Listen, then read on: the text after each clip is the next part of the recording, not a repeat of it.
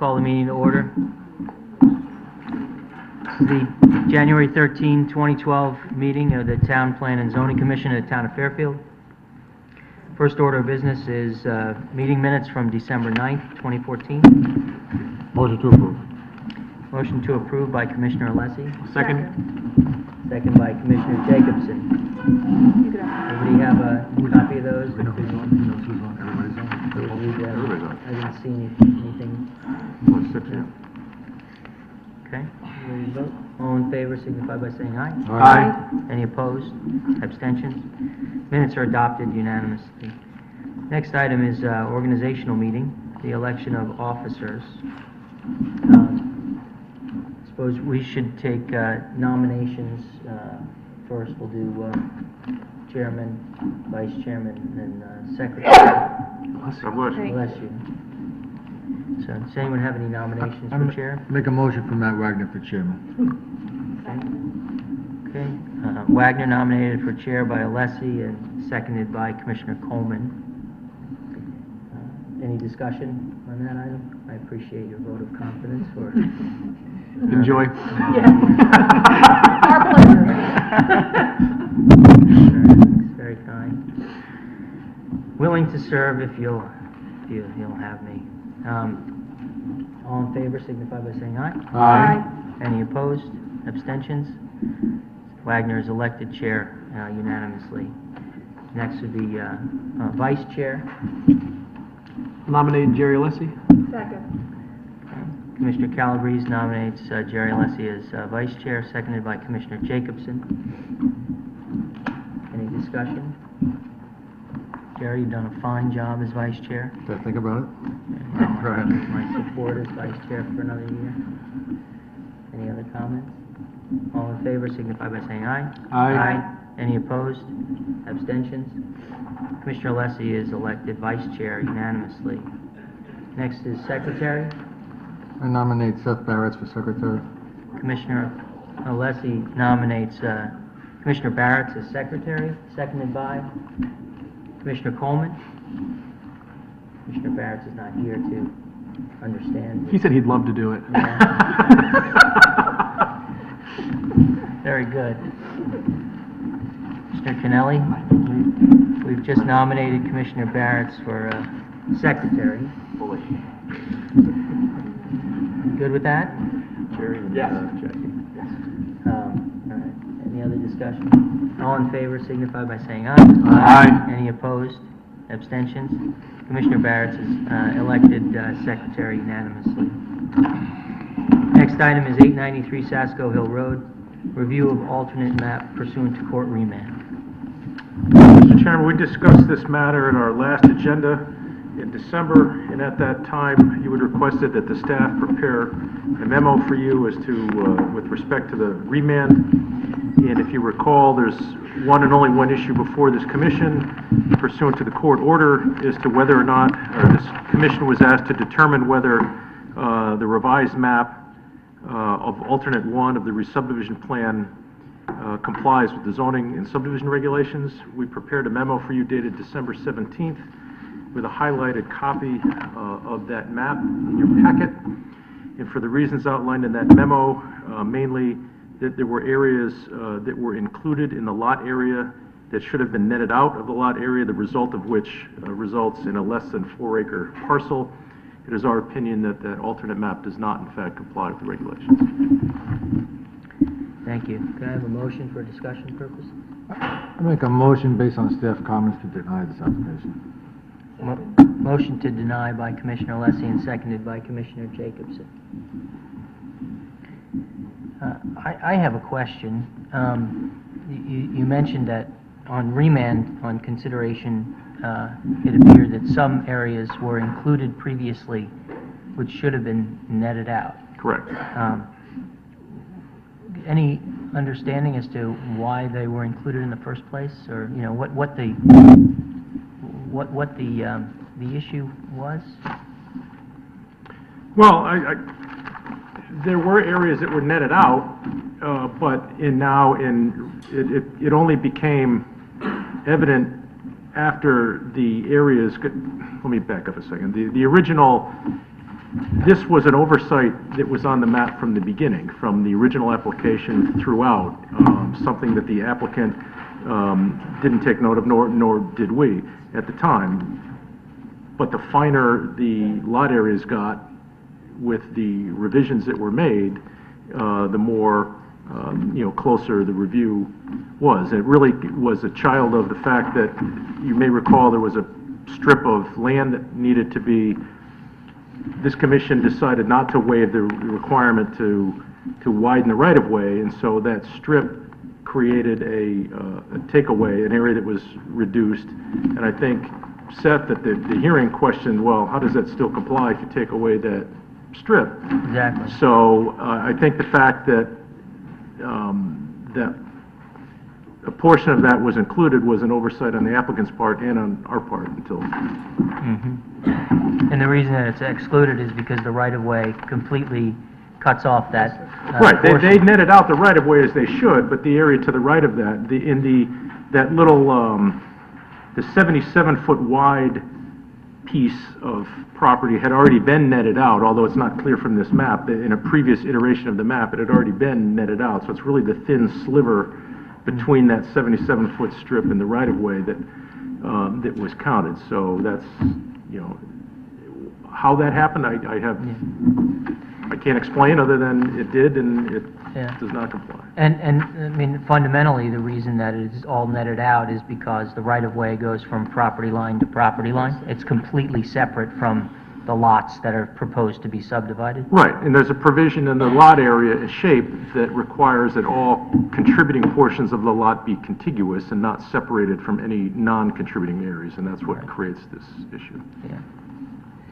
So, I mean, it's pretty clear to me, looking at the map, that this area, that the entire area is not contiguous with the lots that are proposed to be subdivided, and that the whole area should be excluded under the regulations.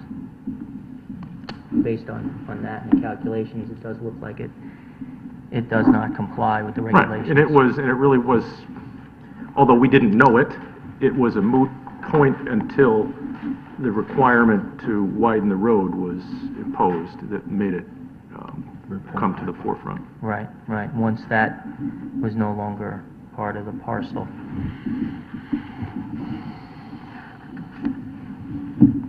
Does anyone else have any comments or questions? We ready to vote? Okay. Motion on the table is to deny. All in favor signify by saying aye. Aye. Any opposed? Abstentions? The application is denied unanimously.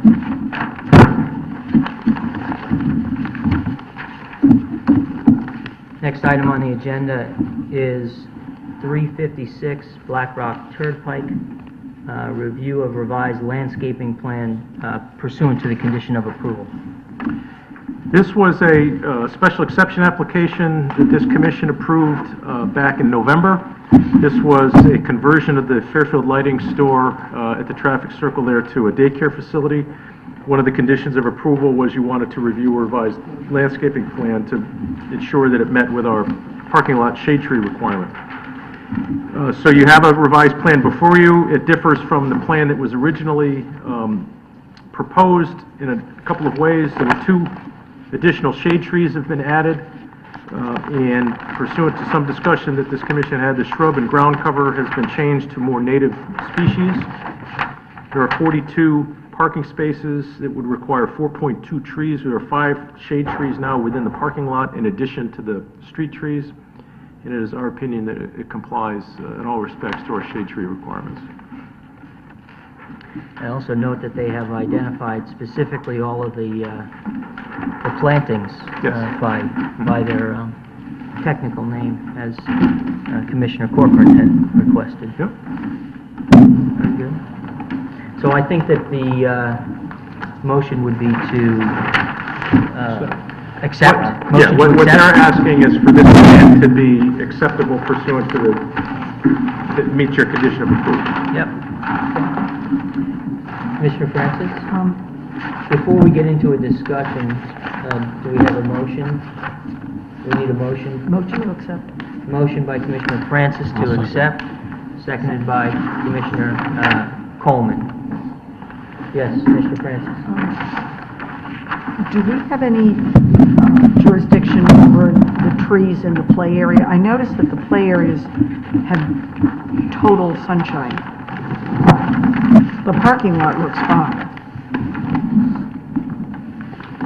Well, there are two existing trees in the, I guess there's kind of there's a triangular play area and there's more of a square play area there. There are a couple of existing trees adjacent to the triangular one. The other one is smaller. There's an oak tree. Oh, am I reading this wrong? I thought it was to be removed. Those two just to the left of the building? No, those are existing. I don't. And they're going to stay? Yes, that's my understanding. Oh. Where's the existing tree to be removed according to this legend?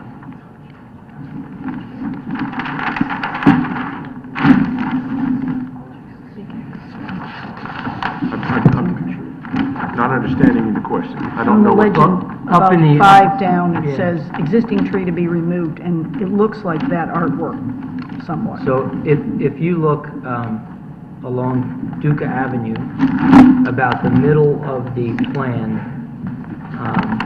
just next to the Okay. parking space, you see that they're adding to shade trees on the corner there, and there is a small tree with an X through it, which is a tree to be removed. All right. Okay, well, that's safer then. Thank you. Okay. Otherwise, this appears to me to be compliant. Support it. One other question. What's the fence made out of? I don't remember. Which fence? Along Black Rock Turnpike, fencing in the children. Right, so, Really? we had, discussion of that at the hearing, and there was,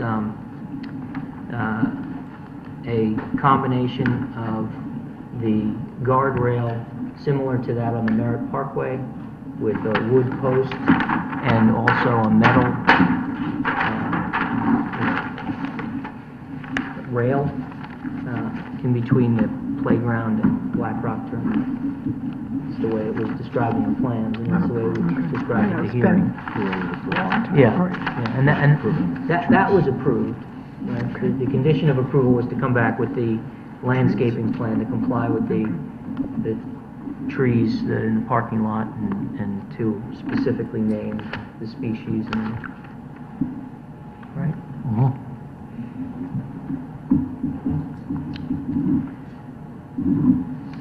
Anything else on this item? No? Ready to vote? All right, motion is to accept the plan pursuant to the condition of approval. All in favor signify by saying aye. Aye. Any opposed? Abstention? The plan is accepted unanimously. Before you move on to the next item, Mr. Chairman, we've been notified that there's a Lexus in the parking lot with its lights on. I get that, there's a Lexus in the parking lot with the lights on? Anybody has a Lexus? What color? Jerry, you know what color it was? So let's wait for Jackie. You wanna go check it? Yeah.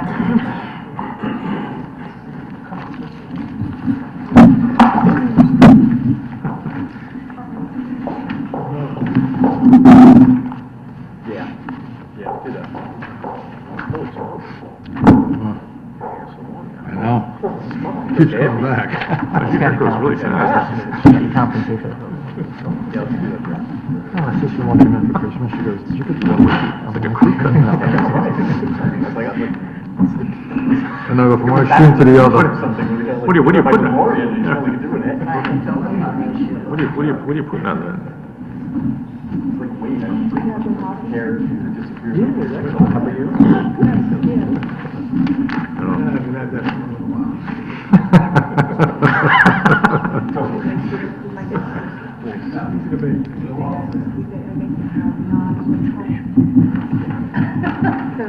Well, they must love that. Oh, you're so cool. I only make them do it till like 20 minutes. I just want to talk to you. It's like, don't text me.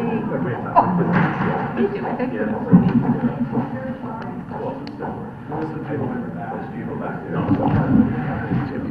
Should we tell him? in a minute. Your car's not gonna start. So, next item on the agenda is old business, 1295 Mill Hill Road, and I will recuse myself from this item. 1295 Mill Hill Road, re-subdivision application of Matthew Leahy for 2 lots in a double-A zone. Public hearing was held on 12/9/14. Expiration date is 2/12/15. Present was Alessi, Barrett, Jacobson, Coleman, Cochran, and Francis. Do I have a motion? Mr. Chairman, I'll make a motion to table this item. We have a motion to table. Do I have a second? Second it. Second to table this motion, this item. Do we have any discussion? No, we're just, at this point, the rationale, Mr. Chairman, is obviously that it would be preferable for us, we have plenty of time on this application, you can, staff can speak to that, but more importantly, it would be good to have the full crew here. I think it would be preferable to have an appropriate voting number. All right, the motion is to table 1295 Mill Hill Road. All those in favor? Aye. Opposed? And I abstain. So, 1, 2, 3, 4, 5. 501, One yep, abstain. got it. Okay.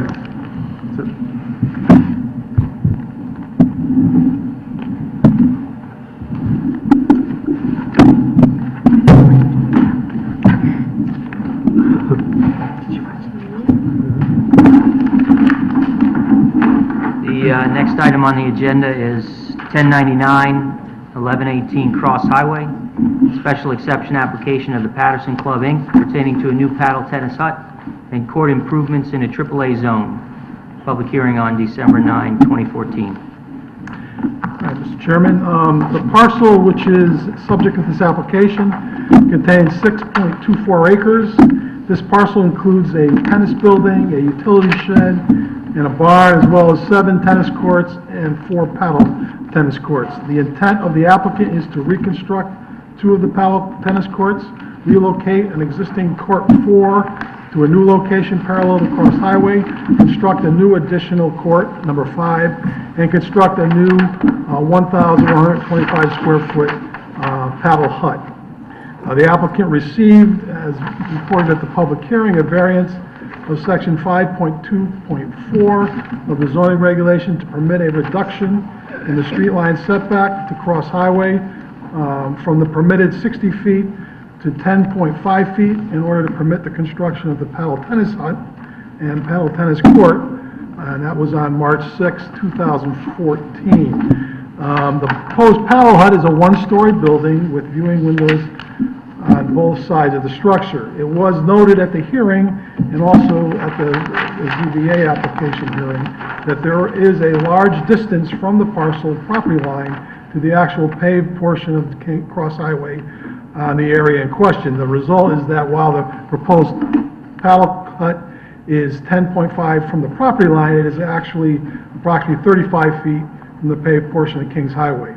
And the proposed paddle hut and courts are farther from Cross Highway than the existing barn and tennis shop that was identified at the hearing, which are 2.9 and 1.8 feet from the property line. Both of those buildings were original farming structures constructed back in the 1900s that are again now being utilized as a tennis shop and a barn. Also reported at the hearing, certificate of zoning wetlands conformance was granted June 16th, 2014. That, Mr. Chairman, is what was represented at the public hearing. Thank you. Have a motion on this item? To approve. Motion to approve by Commissioner Jacobson, Second. second by Commissioner Coleman. Commissioner Jacobson? It fits the regs and it's on their own property and I think it's a good application. Okay. Commissioner Coleman, any comments? So, I agree. You know, it's well presented. It's a nice structure, complies with all our regulations. We didn't hear any opposition to the matter, which was significant. I mean, I will support this application. I don't see any issues necessary, for discussion. Anyone else? Are we ready to vote? All in favor signify by saying aye. Aye. Any opposed? Abstentions? The item carries unanimously.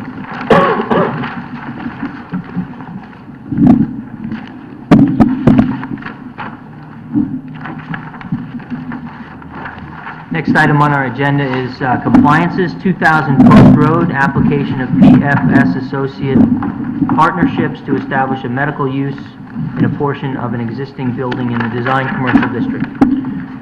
Okay, this is an existing two-story commercial building on the Post Road, adjacent to, perhaps dating myself, the former Sidetracks restaurant, now Geronimo.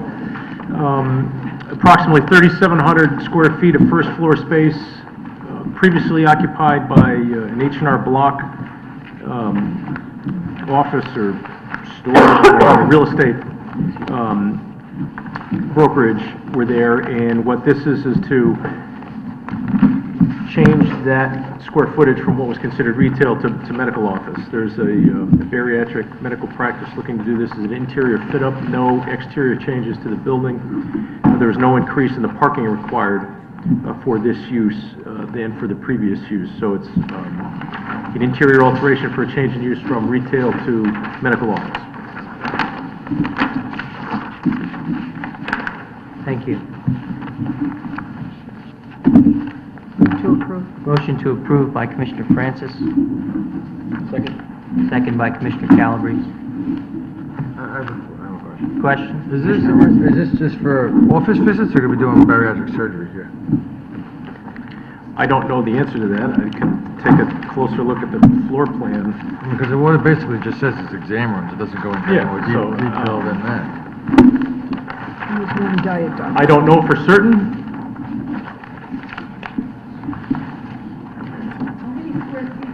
3,700 square feet.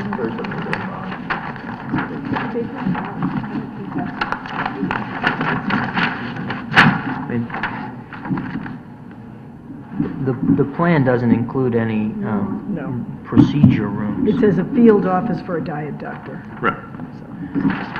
Consultant. I didn't take from any of the materials that there would be any procedures being performed other than exam rooms and the like. I don't think that if we approve this, we would be approving those kinds of Yeah, facilities. I would incline to agree with that. I can't say with 100% degree of certainty, but There was a, I don't think, their letter didn't indicate that there would be. exactly. I mean, the way the regulations are structured, they're required to have the statement of use, which they've given us. The statement of use doesn't indicate any type of procedures or procedure rooms, surgical rooms or the like, ambulatory care. So we wouldn't be approving that. I mean, we're approving the application based on the statement of use. That would be my interpretation. Where does it say statement of use? To whom it may concern. Yeah, I have that, it just says. Yeah. This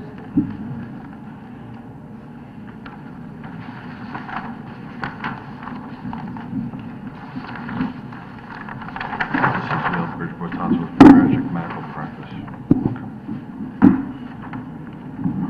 So, I mean, I believe that it complies with the regulations. The application was made properly, reviewed. I didn't see any issues myself.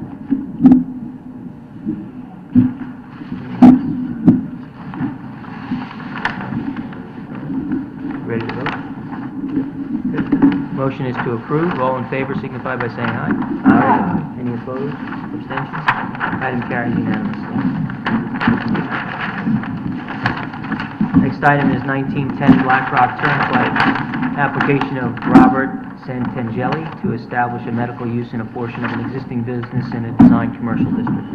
Okay, this, on September 9th, the commission approved the downsizing of Cinzano's restaurant just up the street here. At the time, the plan before the commission called for a small dry cleaning drop store, which was approved, and then the space in between was labeled as future retail tenant.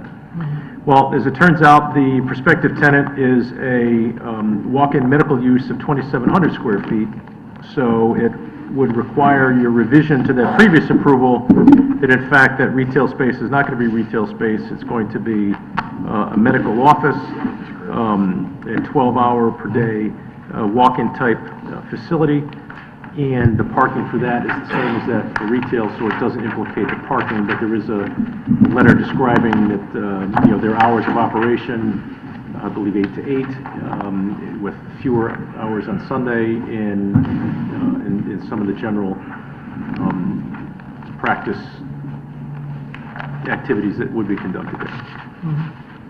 But again, it's permitted, and it's only a change because they anticipated that their tenant might be a retail tenant, but this is the tenant that is showing the greatest interest. Is there a motion? Parking? Yes, the parking for, that was allocated for this at retail is 5 spaces per 1,000 square feet, and which is the same as that for retail. And actually, That's a very tight parking. Yeah. I guess it's Chisano. Yeah. Downside. May I ask a question? This, I mean, I don't want to put anyone through additional bureaucratic headaches or hurdles, but Yeah. just to vote on this as a compliance, I'm just wondering if it's more appropriate to have at least some kind of public hearing. I mean, I don't know, it's a tenant, so it's a use, so you can guide me here, but, I mean, that's a bad parking lot. An urgent care center, to me, there in that spot is not a So, you know. I think you are getting into a little bit of Okay. debate, Okay. so, and I Sure. think you raised some good points, but let's have a motion. Motion to approve. Motion to approve by Commissioner Francis. For purposes of discussion, I'll second it. Okay, seconded by Commissioner Coleman. So now. Yeah, okay, thanks, go ahead. Mr. Chairman. No, the other thing I'd say is that, at least looking at the current practice, and obviously it's a larger facility, but the one right on the corner of Black Rock and, not Stilson, Fairfield Woods Road. Fairfield, that's Stilson, I guess, Stilson. Yeah. That Same is, benches, that's right? busy. It's busy. This is a very tough parking lot, as a couple of the commissioners have already commented.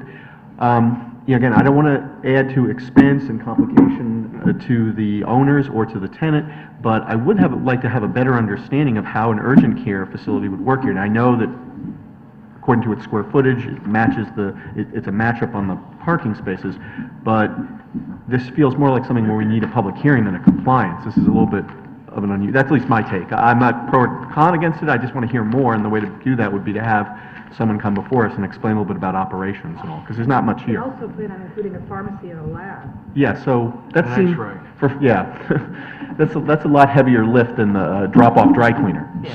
So I think that what often happens is compliant things that are brought to us as compliances can be moved to become public hearing items. I don't know, we could do something like that. We have the prerogative to request a public hearing on the compliance application.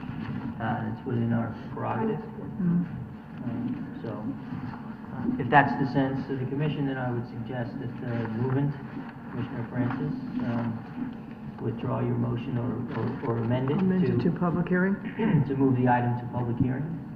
Yes, I'd be satisfied with All that. right. I'll second that. Okay, so the motion's been amended to move the item to public hearing by Commissioner Francis, and that's been seconded by Commissioner Coleman. Now, the motion on the table is to send the item to public hearing? Well, we have to approve or deny the compliance. No, we can have We a, just. No, it still remains a compliance Compliance. application, and Public it's you're within your discretion to get more input. So, unless there's further discussion, next up would be for us to vote on the motion to move the item to public hearing. Does anyone else have any more comments? Okay, we're ready to vote? All in favor signify by saying aye. Aye. Any opposed? Abstentions? The item carries unanimously, move to public hearing. Hopefully we can get it on the next time. So save your charts and graphs.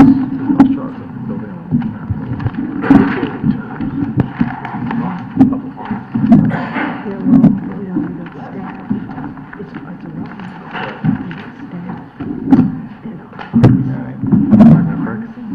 Staff. So next item is public hearing. We'll adjourn for 5 minutes while we reset. Yeah, I think I can't leave my mother. I'm so upset. Even Call the meeting back to order.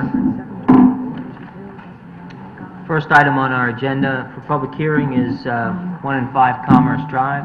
It's a special exception and coastal site plan application of 1 Commerce Drive LLC pertaining to the construction of a new automobile dealership in the Design Industrial District, continued from December 9th, 2014. Good evening, Mr. Chairman, Commissioners. For the record, my name is David Quattrella. I'm an attorney with Quattrella and Rizzio. Offices are at 1 Post Road in Fairfield. We're representing the applicant this evening, which is 1 Commerce Drive LLC. And as Commissioner stated, this is a continuation from the December 9 meeting. As you will recall, you continued this meeting as a result of the meeting going past 11 o'clock. I believe we spent about 15-20 minutes giving you some of the background. I'm not going to repeat everything that was said last time, but it may perhaps be useful for me just to briefly recapitulate some of the information about the site before I turn it back over to our engineer, who was in the midst of making the presentation last month.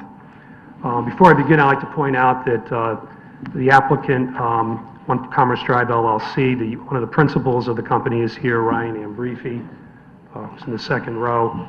Mr. Ambrifi's, the applicant, 1 Commerce Drive, is actually an affiliate of British Motor Works, which is a Connecticut corporation, which is the owner and operator of the Milford Land Rover dealership.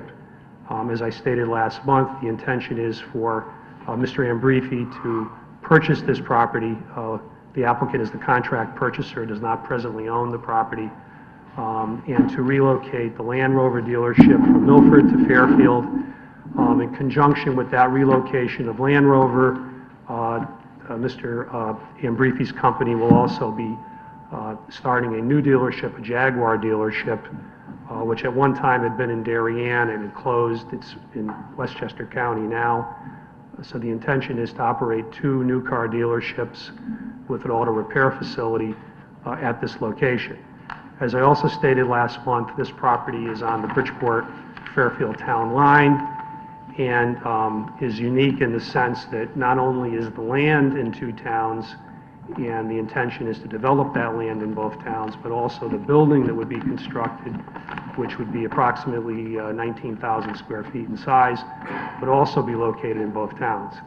And our engineer can give you the breakdown of the percentages of how much land is in each town and the building.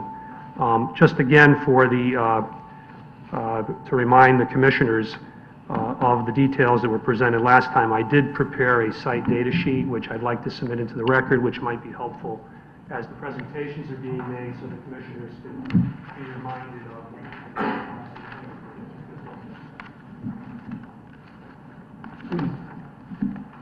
Also, last month, as a result of some of the questions that were raised by the commissioners regarding the jurisdictions of the 2 cities, we had mentioned that we have already presented in Bridgeport. That public hearing has closed. That occurred in November. Unfortunately, Bridgeport did not hold a meeting during the month of December. They only meet once a month. So they're not going to vote on the application until the month of January, which is going to be in about 2 weeks.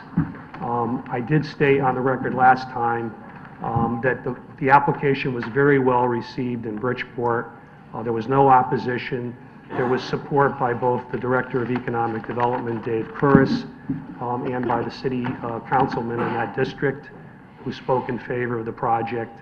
The commissioners were very, I would say, bullish in terms of the questioning, and we're optimistic about receiving an approval in 2 weeks, as I said.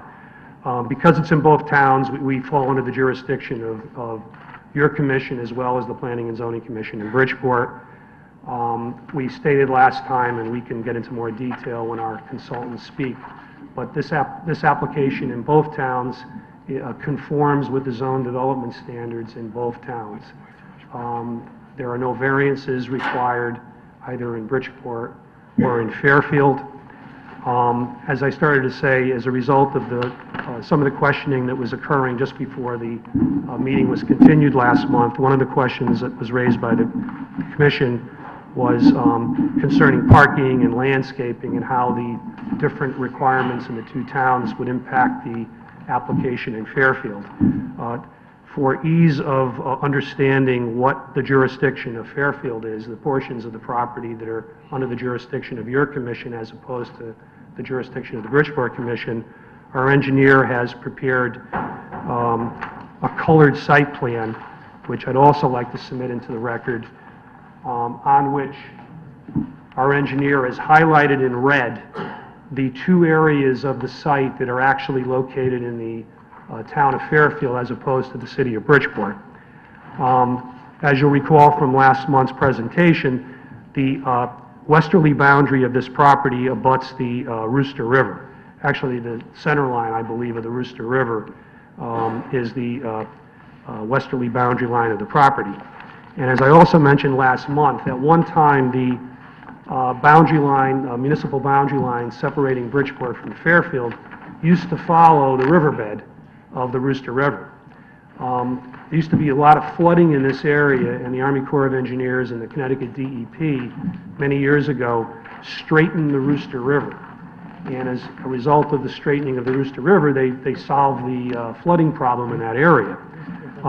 What never happened, though, was they never changed the boundary line of the two municipalities. So there, on this site plan that I just distributed to the commission, you'll see a dotted line which is labeled City of Bridgeport, Town of Fairfield, Municipal Town Line. And you'll see it as a serpentine line. Can I just interrupt you for a moment? Yes. Sorry. The plan that you just handed up Yes. appears to be different from what is on the board.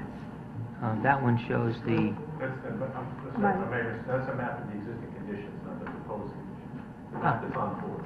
thank you. Oh, I'm sorry, yeah.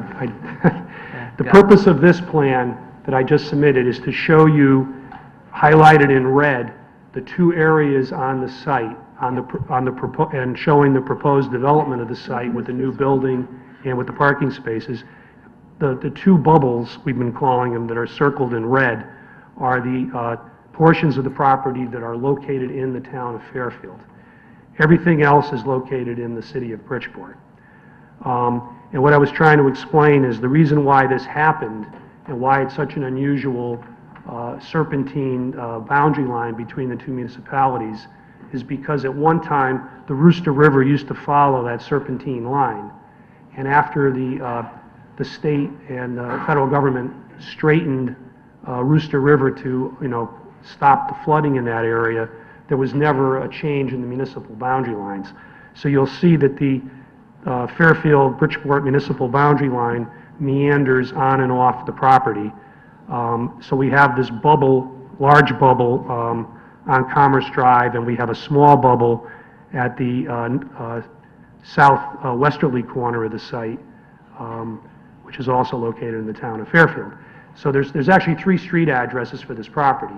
There's number 1 Commerce Drive in Fairfield, there's number 5 Commerce Drive in Fairfield, and there's 2155 Commerce Drive in Bridgeport. So we've met with both code enforcement in Fairfield and design review committee in Bridgeport, and there's been some discussions between the staff in both towns as to how police and fire would respond to calls to the site. And basically Bridgeport, because most of the property is located in Bridgeport, it appears that Bridgeport is going to be the first responder. Fairfield, roughly 3/4 of the site is in Bridgeport, and 1/4 of the site, land-wise, is in Bridgeport. There'd be an intermunicipal agreement also on how real estate taxes would be allocated. But since Bridgeport's going to end up with, probably the bulk of the taxes, they've agreed informally that they would probably be the primary responder. How does that work when someone picks up the phone and dials 911? I mean, I had to do it a couple of years ago, thankfully I haven't had to do it very often, but, connected me to Fairfield Police Department, Fairfield Emergency Services. I just don't know how that works. Somebody in the dealership picks up the phone and calls 911. How does the operator 911 know? is going to call Bridgeport. That's my understanding. It'll be set up in advance you know, in conjunction with the development of the site and the eventual issuance of a certificate of occupancy. So. There are other examples, by the way, in Fairfield, Bridgeport, and the surrounding towns where there are properties like this that have, they're located in two municipalities, and, you know, oftentimes it's just land area, but sometimes it actually is building area. I'm involved with one in the Stratford-Bridgeport town line where it's like half and half. The town line virtually goes through the center of the building. Here, I think roughly 17% of the building, I think is the number I was given by the engineer, would be located in the town of Fairfield, and the remainder of the building would be located in the city of Bridgeport. But just for, again, when our engineer gets up and talks, and in probably some of your questioning, we believe we're in compliance, you know, in terms of landscaping and the parking area. That was the specific question the commissioners asked last month, that, you know, how many spaces do we have in Fairfield, how many do we have in Bridgeport, what are the total spaces, and are we complying with the requirement for shade trees in the parking area? And the answer is yes. And again, our engineer can get into more detail, but I believe there's 21 spaces located in Fairfield. There's portions of 2 others. So we would need, you know, 2 or 3, let's say three shade trees to comply with your regulations in the customer parking area. There's 99 spaces in the site. The spaces at the rear of the site are going to be used for inventory storage of cars. And under your regulations, we do not need to provide shade trees for the inventory parking area. The inventory storage area is just for the customer parking area. And that you'll see when you count it out. There's 21 or 23 if you want to count the 2 spaces that are partially located in Fairfield. Under either scenario, we more than comply because we have 5 shade trees within that area to fulfill that requirement. Bridgeport staff looked at the landscaping plan, the lighting plan.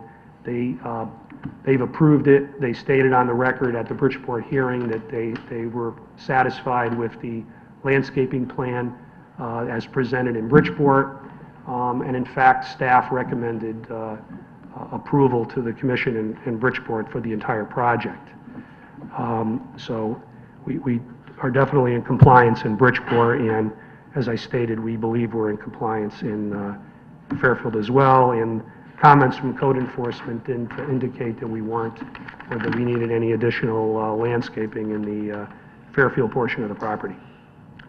At this point, I'd like to reintroduce our engineer to continue with the presentation on the explanation of the site. You know, perhaps if you have other questions for the engineer, he can answer those.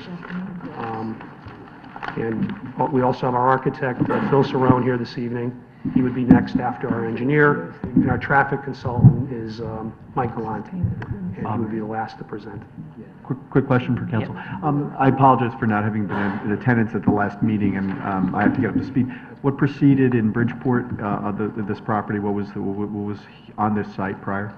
All right, the existing building is about a 2,300 square foot building which will be demolished. It's actually the What was the use? present location of Connecticut Limousine, which is still in business. Right. I know by driving by the building, you wouldn't think it's in existence, but it is. Right, but it is. Okay, Yeah, right. it's, it was many years it's been Connecticut Limousine site. The site is fully developed. There's about 82% site coverage right now between that small building and parking. Actually, in conjunction with this project, we're going to reduce the size of the impervious area on the property and increase the landscaped portions, which again, our engineer can get into more detail. So limousine service to car dealership. Correct. Okay. Right.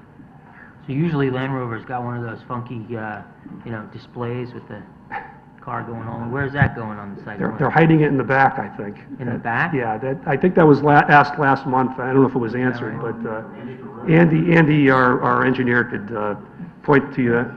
Why don't you come on up, Andy? You're gonna have a full mud bog back there, right? Put that in Bridgeport, wouldn't you? It actually is in Bridgeport. I'm Andy Similides. I'm the civil engineer from Land-Tech. I think Dave touched upon most of the existing conditions. North is down on this plan, just so you don't get confused.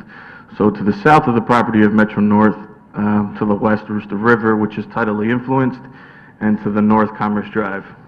The whole entire site is within the flood zone AE 15. Yeah, I had a question about that. Sure. And I presume that you've accommodated all the, code enforcement and engineering comments and things, but I'd like to ask anyway. Engineering says drainage meets the stormwater requirements for the 2 through 50-year storm, but TPZ comments indicate that we're in the 100-year flood zone. Do you meet the requirement for the 100-year storm? I do not have the calculation for the 100-year storm. We meet them up to the 50-year, which was the requirement for engineering. Because it is tidally influenced, the stormwater quantity isn't the big concern, it's the stormwater quality. And I'll get into that. But I do not have the calculation for the 100-year, but I can provide those. Okay. So let me go through the proposed conditions really quickly. What you were talking about before, the little funky rock, is right in that area, and adjacent to that is the dumpster pad location as well. The proposed building is about 19,000 square feet. Parking associated with it in the town of Fairfield would be 10 spaces. Dave touched upon the area of the 21 spaces and some partial spaces.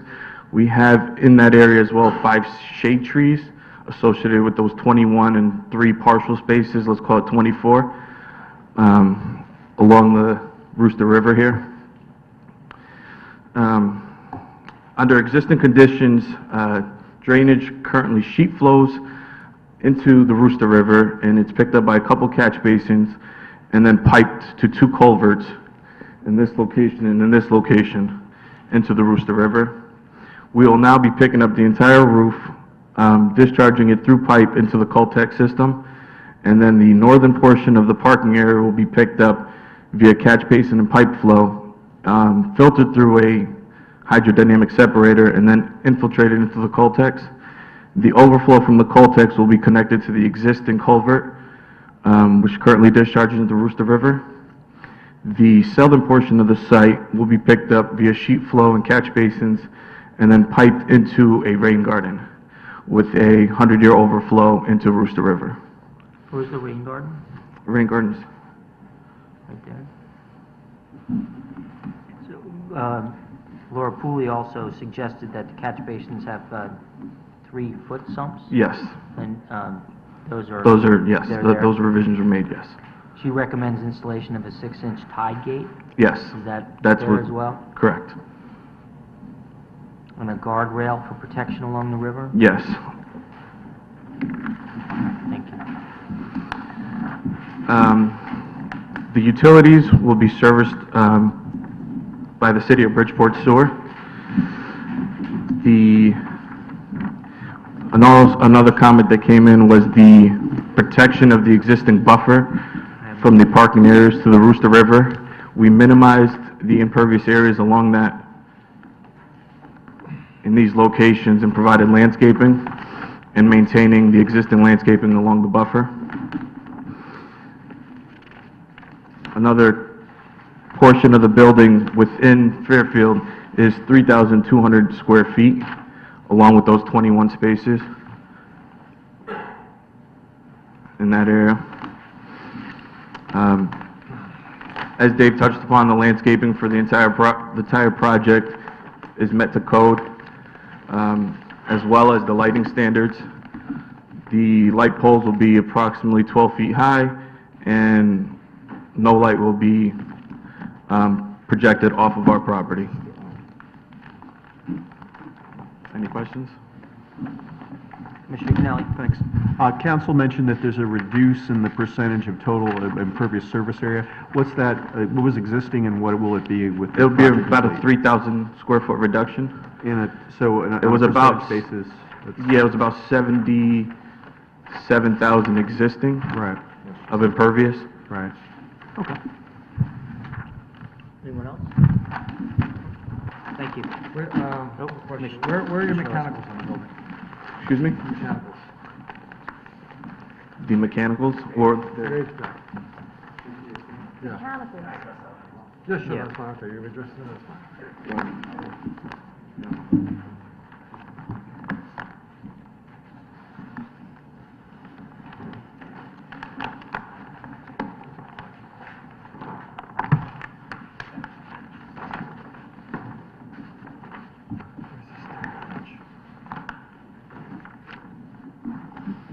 For the record, I'm Philip Serrano, the architect for this project and offices in Fairfield. To answer your question first, the mechanicals are going to be basically on the roof, and they'll be, the way the building is designed, as you'll see in a second, is that the front section is the showroom and the back section is the service bays, and there's a small portion of the building that's 2 stories that's in the middle here, and so we're going to plan on putting our mechanical units on the roof behind that, so you won't see them from any place.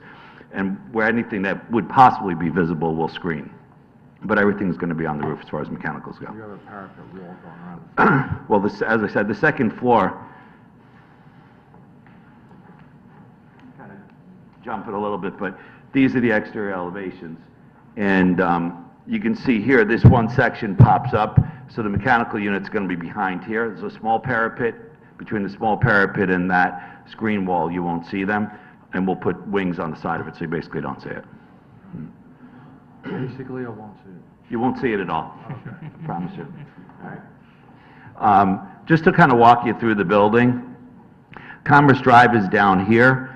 The way the building is set up is it's a showroom in the front section of the building.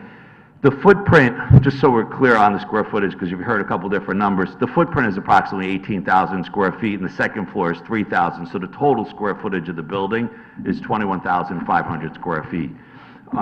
The showroom in the front area here is about 6,000 square feet, and then there's employee mechanic space in the middle here, and then the back is all the service bays. When people come in for service, they'll drive into the building over here. All the service technicians or advisors will be here, and that's where you'll drop your car off. Mechanics will then take it into the service bay, and then the cars will come out the other side, which is on the Bridgeport side of the building, and then they'll just drive it back and put it in the parking lot until it's picked up. So the service bays, actually, there's an exit door here. There's wash and dry bays here, so there's 2 doors that face the train in the back there. And then there's 2 more service bays over here. One is for oil changes, and another one's a general service bay, so there's 2 more garage doors on that side. And then, as I said, there's 1 overhead door in the front here, which would be a glass door.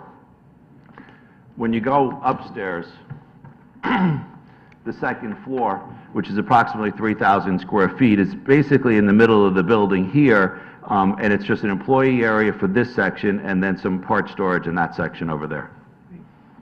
Question about the traffic flow? Mm-hmm. You just mentioned that the cars drive into the service area. Correct. When they exit, looks like the east side, right? Right, so... They come out there? Right, so the cars drive in here, right? You'll drop your car off inside the building here, and then the mechanics will take it out of the building on this side, and then they'll bring it back around into the parking lot area over here.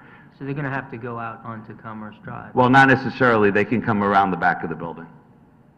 This is 2 ways in the back over here. There's not gonna be any clients or customers that are gonna be driving in this area over here. The clients are really in this area over here. The customer parking is in the front and a little bit on the side over here. And so really all the customer parking will be here, and this is basically all just for service and for mechanics. Yeah. I mean, I'm not trying to make an issue where one doesn't exist, but if that's a 2-way street, it should be labeled as such. If it's 1-way traffic, or you're gonna have cars basically coming out of that bay on the east side and making the corner, is it wide enough? I mean... Yeah, this is... Is that what's envisioned here? Yeah, I think, do you know how wide it is from the property? It's 24 feet along that side. That's 24? This is 24 feet along the side here, so it is wide enough for 2 cars. So Again, we don't envision, this is going to be signed so that the only people that are driving in this area here are going to be mechanics or Yeah. technicians. If it's 24 feet, why make it 1-way? Why not make that a 2-way lane? Well, we don't want customers driving around the building here. So we would just make this section here so mechanics can bring the cars and come back around this way. But we don't want customers coming here and then making a right-hand turn and winding around the building. So we want to restrict customers at this point to go back out. Okay, I mean, I get it. It's going to be signage to that effect, Mhm. and, you know, Right. There'll be a do not enter sign at this point over here. Do we also want mechanics going out onto Commerce Drive and coming back in to park the cars? Is that what they're gonna be doing? Well, the mechanics, we want to either do this and they'll come back around and park the car, or being that this is wide enough, we can bring a mechanic and come back around this way. It is two ways in the back of the building. What's the width in the back on them? The roadway's 24 feet, to the property line's further than that. So the car's done, the technician gets the car, where does the customer pick up the car? Well, the customer, when they come back in, they'll come back in the building, they'll get their keys and everything, and then they'll pick up their car in the parking lot that's on the side over here.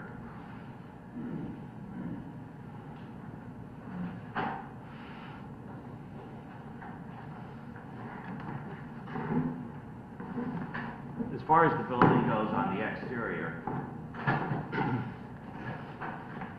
these are the four exterior elevations. This is the Commerce Drive elevation in the front. It's got two towers, one's for Jaguar, one's for Land Rover. Most of the front of the building is glass. It's basically a combination of glass and aluminum panels. When you get to this is the back of the building, which is the railroad side. When you get to these three sides here, for the most part, those are EFIS panels. So it's basically a stucco look on those three sides of the building. The glass doors that you see are the overhead doors. This is the overhead door here, which is where the service area is, and then there's pedestrian entrance in the front and a pedestrian entrance on the side into the showroom. Commissioner Canelli? I was just wondering, as you show us that, this is essentially the sign plan, or are we going to see a separate sign plan before us? The reason I'm interested in, for example, would be in the back area, whether or not there'd be a desire to try to post signage for the rail customers or something going by or something. Is what we're looking at here likely the signage, or is there a supplemental plan expected? This is the signage. The signage comes That's it. straight from the manufacturer. So in other words, the building is like others, that essentially the building is standard uniform in other places, so this is what we're going to see, just like we'd see in any other location, Westchester or whatever. That's correct. Okay, so- Right. And here's just kind of an overview of what the building looks like on the outside. But, you know, the signage is a good question. The building is, part of the building's in Bridgeport, part of the building's in Fairfield, so the signs are all in Bridgeport except for one.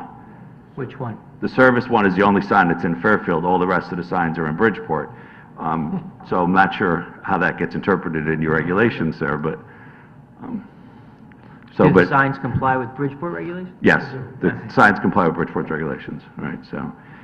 So this is just kind of an overview of the building. It's got a standing seam metal roof over the Range Rover section over here. As I said, pretty much all glass in the showroom section, and then the rest of the building is basically a stucco finish. And the thing we should understand, just not to put a too fine point on it, is that just like a McDonald's or something, there's sort of there's an idea behind this, which is that if you're seeking Land Rover and Jag, if you're seeking this kind of building, it acts as its own advertisement in this That is sense. correct. Okay, I just want to make sure, okay. Right. Right. Any other questions?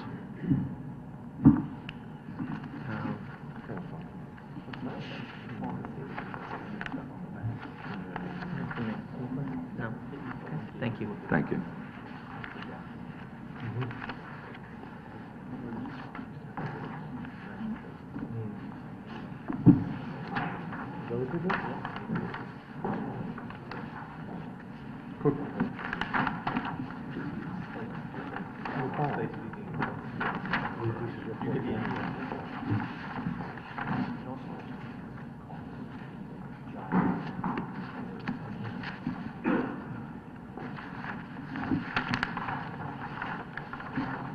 Good evening, Mike Galante, Frederick Clark Associates. I'll just spend a few minutes running through our traffic report and use the graphics that are in the report. There's nothing that I'm showing tonight that you don't already have in my report that has an October date on it. Just for reference purposes, Figure 2 shows the site location on the southerly side of Commerce Drive. Can't miss the turnpike just to the north of that. The northbound off-ramp from the turnpike is just here at Coolidge. We analyzed everything from Brentwood to the west to the arm ramp for southbound 95 to the east, which is actually in Bridgeport itself. From a traffic perspective, the town line doesn't mean anything. We looked at everything along Commerce Drive. We focused on 4 intersections along that stretch of road. We looked at the morning peak hour or time period in the morning, weekday afternoon, and of course, there's Saturday morning, late morning, mid-afternoon. We identified the peak hours, which I'll touch on in a minute, and we analyzed those conditions, estimated site traffic, looked at accidents, and so on. We also looked at, just for reference quickly, the inventory of the street system, on-street parking regulations, posted speed limits, which is 25 miles per hour. Commerce Drive, as we know, is essentially a 3-lane road, 1 lane each direction, center lane for left turns, pretty much the entire length in Fairfield. In Bridgeport, it's essentially a 2-lane road, with a little yellow center line down the middle. We conducted our traffic counts back in June, and I'll just show you one board, which is the morning peak hour, which was 8 to 9 o'clock, from 7 to 8 o'clock in the morning. The volumes in the morning peak are highest when you compare weekday morning, weekday afternoon, and a Saturday. And the volumes are clearly related to the commuting traffic on 95. So in the morning, everyone's going, we'll call it westbound on Commerce Drive. In the afternoon, it's coming back, and on Saturday, it's about even by direction itself. Volumes on Commerce Drive range from anywhere from 400 vehicles to the west side, closer to the Black Rock Turnpike side of it, and on the Fairfield side going towards the Bridgeport line along the side frontage, it's as high as 1,600 vehicles. Again, driven by the commuter traffic that in many cases is avoiding I-95 in the morning because it backs up towards the rest stop on 95 itself. The Saturday volumes are the lowest because the commuter traffic's not there. It's essentially traffic related to the car dealerships on Commerce Drive. So the volumes do vary quite a bit on the road itself. Just for another reference, hourly volumes on a daily basis just gives you a very clear indication. Here's the morning peak, which is directly related to the traffic volumes on 95 itself. The rest of the day, the volumes drop off significantly, and the afternoon is certainly lower, and it drops off in the evening itself. The road carries about 7,000 vehicles per day, two-way volume. Next step was to look at site traffic estimates for a dealership. In this case, there's really two dealerships in one, and we did use the 21,500 square feet as far as the total square footage of the building. It includes the office space on the second floor, the 15 bays in the back, the showroom and the offices and the sales offices related to that itself. There's two ways of looking at site traffic for a dealership. One is square footage, two is by number of employees. If you look at square footage, a development of this type and size could generate anywhere from 40 to 85 trips during a peak hour condition. In my opinion, it's a very high number for a Land Rover Jaguar dealership. I think they'd be very happy if they had that kind of traffic. But the other way of doing it, which I think is more realistic based on the information we have from the applicant itself, is to generate anywhere from 14 or 15 trips to 21 or 22 trips during a 1-hour period. Keep in mind, on a Saturday, this says you'll have essentially 10 customers combined with maybe someone coming in for service on a Saturday during a 1-hour period. During the week, it's, again, 14 to 20 trips in a 1-hour period. Many of the customers don't actually drive in and drop their car off. They may have an appointment, but someone may actually deliver the car for them. They may pick up the car at their home, bring it back for service. So in many cases, the customer is never here except maybe when they buy the car. It's a different type of operation. So in our estimate of site traffic, the range of 14 to 21 trips, in my mind, makes more sense than 40 to 80 trips or 90 trips for a 1-hour period for a Land Rover Jaguar dealership itself. If you add this traffic to the roadway system, and I'll keep it general, about 65% is coming from the west, because that gives you access to I-95 in both directions. Yes, you're getting off near Kings Highway, maybe coming southbound, or from the east, from Milford, for example, you would backtrack on Commerce Drive. Coming directly from, say, Westport, you're getting off right near the Infiniti dealership, coming off the ramp, making a left turn, making a right turn into the dealership itself. So the general split is 65% from the west and 35% to the east in the Bridgeport direction. Yes, sir. Through the chair, I just wanted to ask Mr. Galante, not that you're required to do this, I don't have my book tonight, I apologize, because I wasn't at the meeting on December 9th, and I forgot to bring it with me. This book? That right there, but I just want to ask you a question. I apologize for asking this question. That's okay. Because otherwise I could reference it. But in the course of developing your analysis, did you look at all at the previous Milford dealership at all in terms of what, try to develop the model at all? Because obviously there is an issue between, is it, what would be, based on, the, the employees versus the other standard. Was that considered at all, a consideration at all? I mean, I don't know. It's a combination of many, we've done pretty much all So, the but was that something you looked at at all? I'm just Yeah, curious. we've done pretty much all the dealerships in town. Right. Pretty much every one of them, certainly on Commerce Drive, everyone but the Buick GM facility. But it's the type of dealership, the type of car, it's the hours of operation. It's the anticipated number of customers. This is a low generator type of dealership. If we did Audi, Porsche, and Mercedes-Benz, which we did, that's a very different type of facility. It's a much larger facility, much more traffic is generated. So in our discussions, as far as the customers not coming to the facility, they're making an appointment, they may come in at 8 o'clock, 9 o'clock, 10 o'clock. It's not like the old days where everyone went in to wait online for the doors to open up at 7:30. If you had no appointment, for example. Life is very different. In this type of car, it's by appointment. So it's spread out. Right, I understand. But in other words, you use theoretical models to estimate this as opposed to looking at any We start with that. But I'm saying, but there wasn't any look at the previous, the reason I'm curious about this is just, I would imagine that the Milford dealership for Land Rover would have been kind of a regional point of destination for folks who wanted to buy a Land Rover. And so my only concern would be here is in terms of looking at this, would be what the impacts are regarding how many folks would be then, instead of coming to Milford, would be coming down at least to, through Fairfield to go to this property, mostly in Bridgeport, for their Land Rovers, for Right, example. and that's why my traffic is on 995, and Right. 65% is coming from, in this case, the west to get to the site Right. itself. But I'm just asking, so there wasn't an analysis done of the previous dealership in No. Milford in terms of what they were doing in volumes and things No, like well, that we for had Land Rover? discussions, we have an idea what that volume is, Right. and that's why. in And that's the end, referenced in this, in other words, some analysis of that, even if it was informal, is baked into It these was numbers? certainly informal, but it was based on discussions, and that's Okay. why I selected the 14 to 21 trips during a 1-hour period.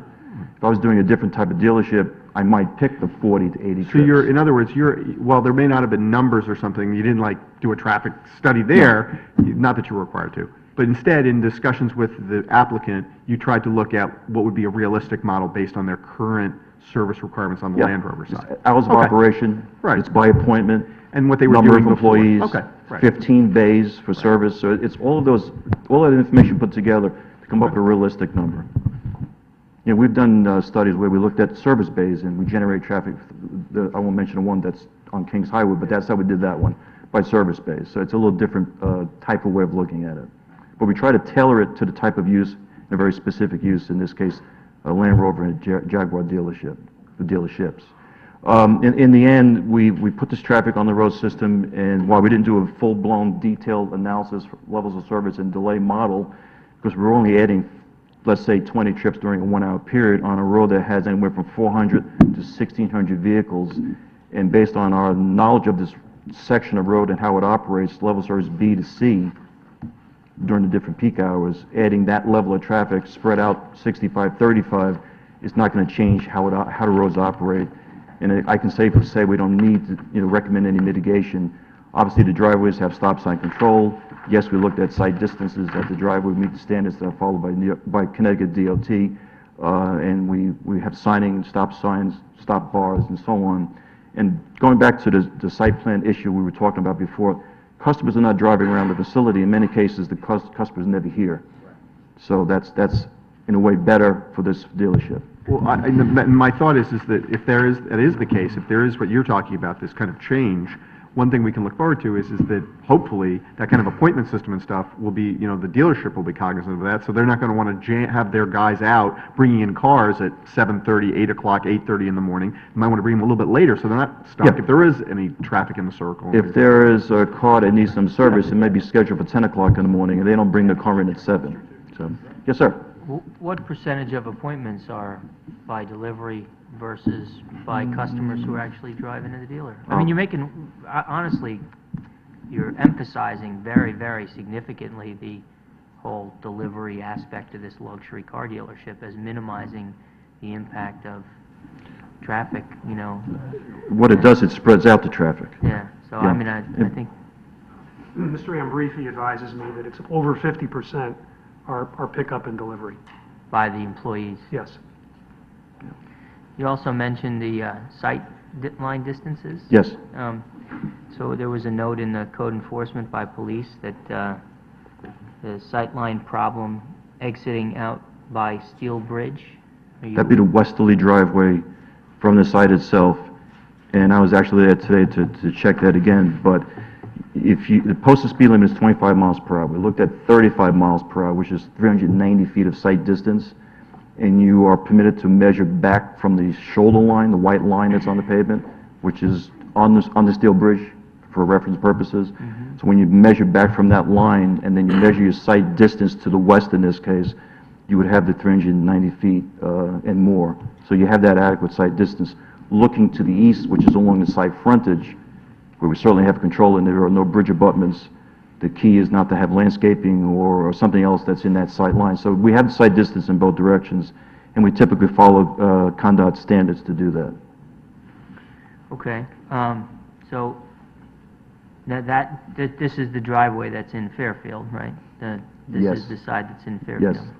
So it's certainly something that we need to pay attention to. Yes. I do see some landscaping in the corner there at that driveway on both sides, it looks to me. Certainly sightlines is something that I'll want to be very sure that we have. Sure, and we buttoned all up. are, yeah. Do we have I didn't see it looking through the materials. Do we have an elevation? Do we have a calculation in the materials of those sightlines? You don't need a profile for sight distance, but we showed on a site plan, and the key, just to give you a quick reference, it's the height of the landscaping, for example, if that was in that sight line Yeah. area, would have to be below 3.5 feet.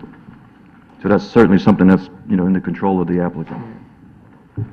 And so by your calculations in terms of average speed and all that stuff, what are the distances that are required at this We need intersection? 390 feet for 35 miles per hour. 390, Yes. and that's in both directions? Yes.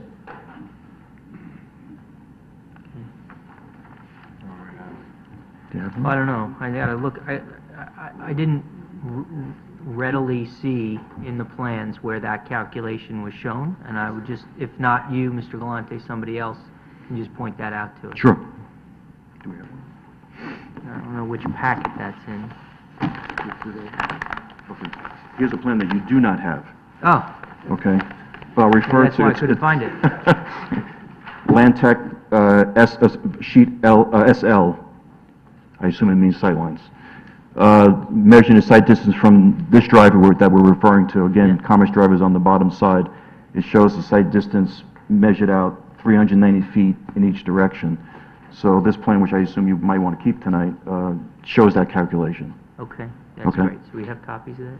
We will submit that one, Yeah. That was Okay. a new plan that was just presented. Yeah. All right, And keep in mind, Commerce Drive is essentially a flat road, so there's not any grade, substantial grade change right. on the road itself. So not looking into a hill or... Yeah, anything so it's like that. 3.5 feet to a point 3.5 feet on the arriving travel lane. Right. Do we need a sightline calculation from the other driveway that's coming around the building? One that's in Bridgeport, they actually do it a little differently. It's a shorter distance based on their standards. But we have the 390 feet in both locations. You do, you had 390 from both locations? Yes. Yeah. Yeah. Okay, can you maybe pass that around? I can't see it. Can't see it. Is 35 miles an hour fast enough height, speed? 35, so this posted speed limit is 25, correct? And Yeah. so the average speed is 35, and so the sightline distances are calculated based on the average speed. This shows 390 minimum, but it's not showing exactly what it is, though. Is it? I mean, it's just showing a minimum of 390. Well, if I was to go to Connecticut DOT, they would tell me to show exactly what's required. And the reason for that is if something was to change in the future, they'd rather have what's required shown on the site No, plan. I understand it, but it's just an arrow showing you need a minimum of 390, or it's showing that we have the 390? So, You have 390 feet. yeah, Okay. Well, if the average speed is 35, it's your testimony that the chart means that there is at least 390. Yes. Right. Why then, I mean, that looks pretty clear to me, right? It's over 390, it's 400, 420, Yes. whatever. So why did, I'm going to get the title wrong, Sergeant Wickman suggests there was a sightline problem exiting out by the steel He's bridge. referring to the Steel Bridge abutment that's on the, we'll call it the south side of Commerce Drive, but over the Rooster River. And the way you measure a sight distance is from the shoulder line back. If he's sitting on the driveway and looking from the curb line back, you are actually looking through the bridge abutment, which is an open wall. Oh. Okay, so that's the difference. So if he's sitting at the, well, if I'm sitting in my car at the bar, right, at the stop, Yep. waiting to make a turn, Yep. and I look to my left, am I going to look into a bridge abutment? If you're at, behind the stop bar, the answer is yes. You're actually looking behind it and beyond it.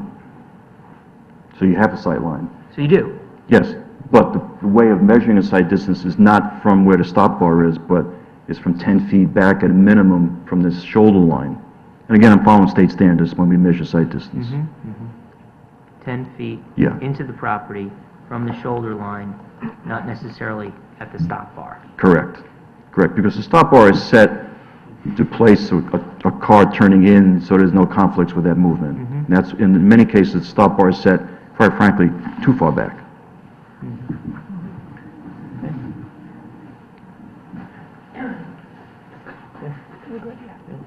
Thank you.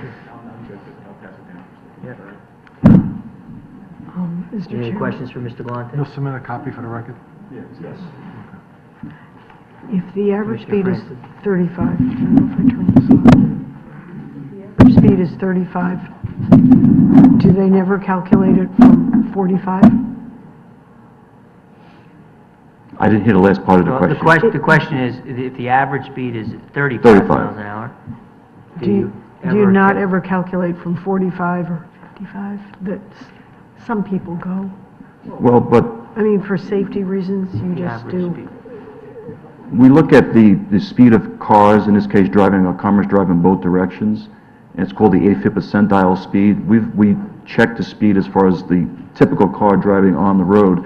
I'm sure there's someone driving at 55 miles per hour, but the state doesn't ask us to do that highest recorded speed. So we look at a range of cars that are driving. In this case, we use 20 vehicles in each direction. And we take an 85th percentile of that number of cars that are driving. Even with that standard, there's someone driving, 15% of the cars that are driving that road are over the speed that we're using for the speed, for the distance. So we don't do, I mean, I can tell you, it's unbelievable some of the speeds we find, but we're not designing a road for that person that might be doing 65 miles per hour on Commerce Drive at midnight, for example.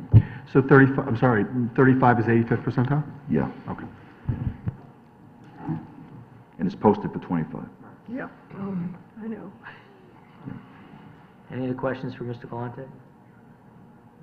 Thank you. Thank you.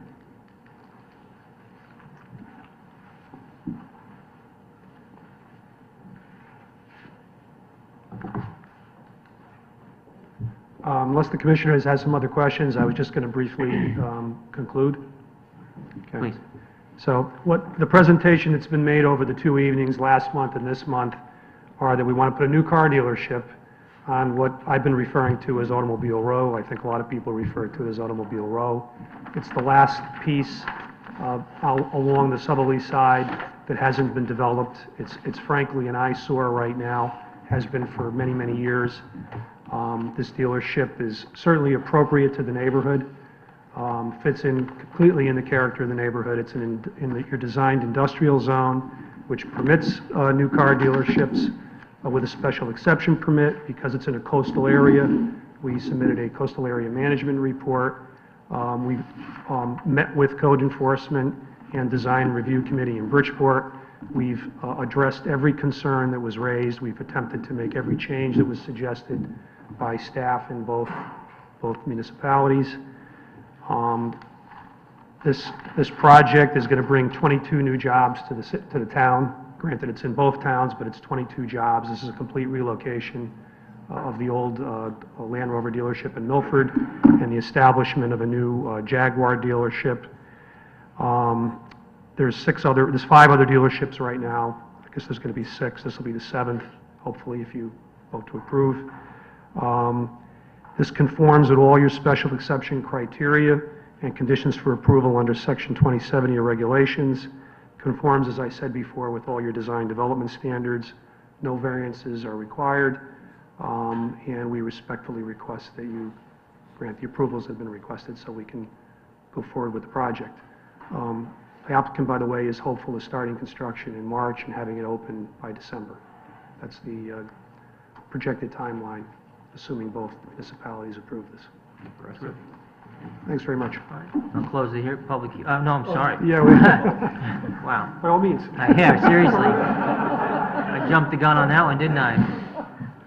Thank you, Attorney Quattrella. Is there any member of the public that wishes to be heard on this item? Going once, going twice? All right. So, you're all set.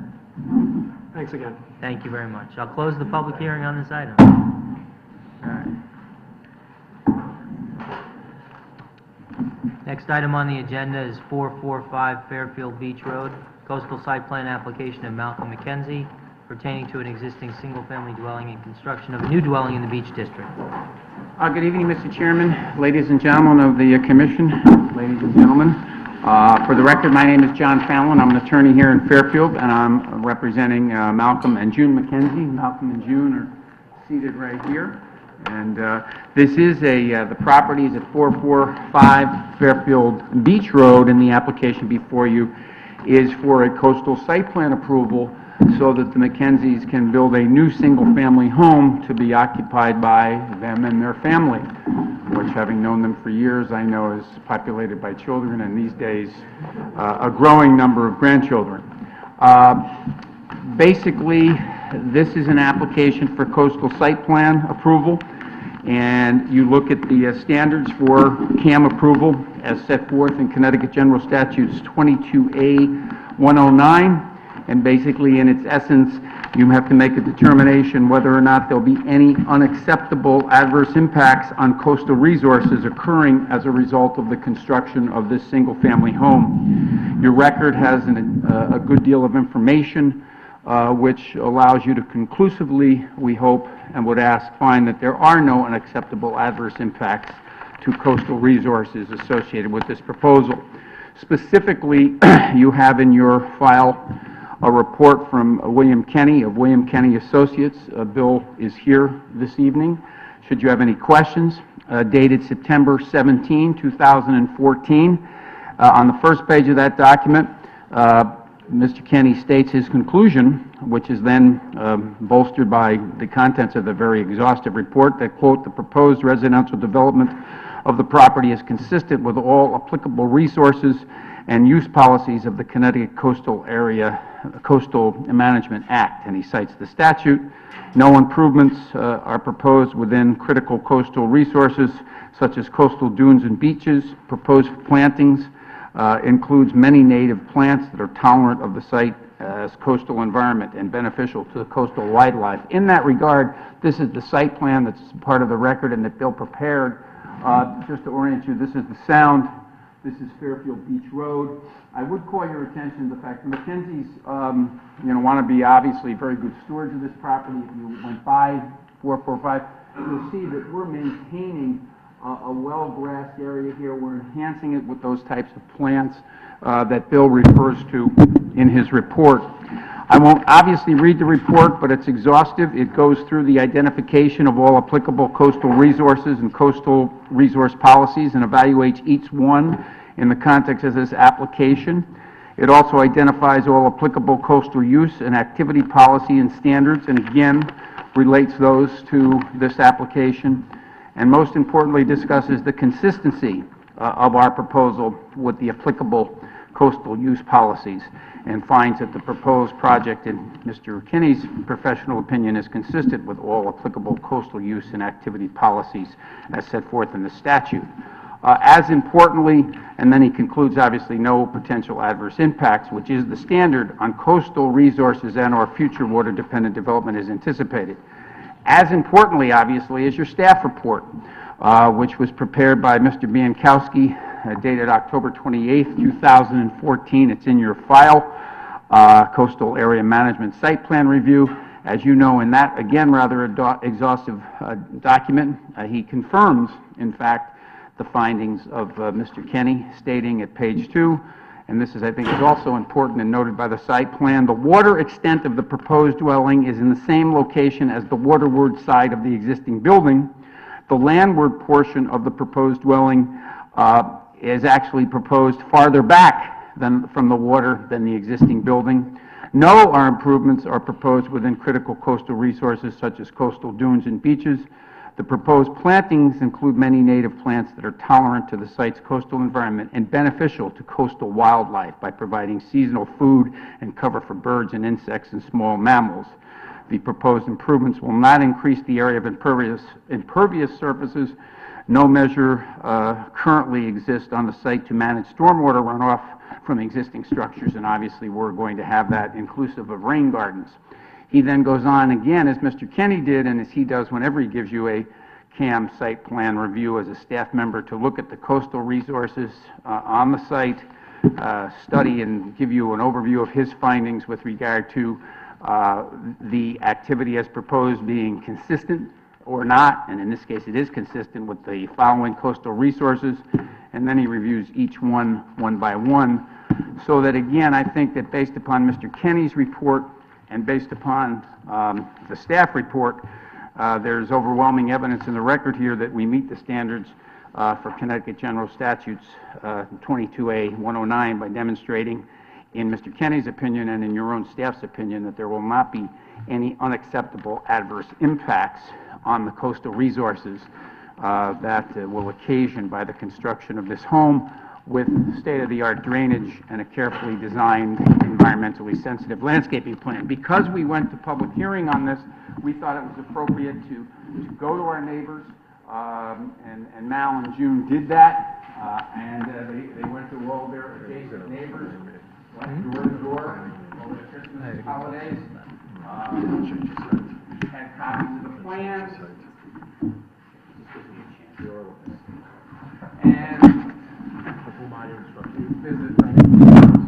and so this is just a copy of the petition confirming that we have spoken to our neighbors with regard to the matter. They are familiar with our plans and they are supportive of them. So, Mr. Mark Andre, our architect, is also here tonight. You have a copy of the architectural plans. The application complies with all requirements, applicable requirements of your zoning regulations, and either I or Mr. Kenny or Mr. Andre would be pleased to answer any questions if you have them, but we rely, based upon the standard of the statute, on the reports that have been submitted to the record by Mr. Kenny and Mr. Biankowski, and we also offer you assurances that we have reviewed this matter with our neighbors, and the petition speaks to the fact that they are supportive of the application. Be pleased to answer any questions if you had any. Any questions for Attorney Fallon?